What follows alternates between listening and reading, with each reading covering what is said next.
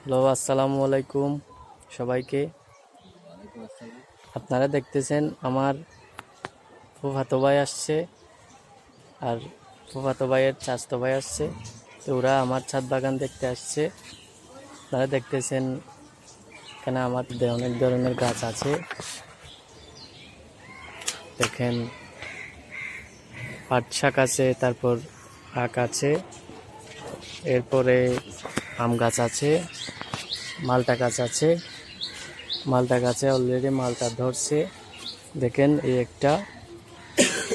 তারপর এখানে 4-5টা আছে, এগুলা আস্তে আস্তে বড় হচ্ছে।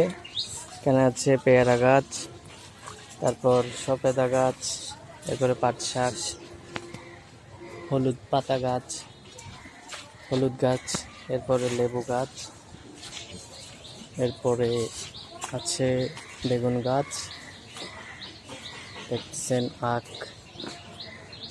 গাছ অনেক বড় হয়েছে মাশাআল্লাহ। এরপরে আছে মরিচ গাছ। তো এক এক করে আমি আপনাদেরকে সবগুলা দেখাচ্ছি। দেখতেছেন একটা ফল গাছ, মেহেদি গাছ, তারপর জলপাই গাছ,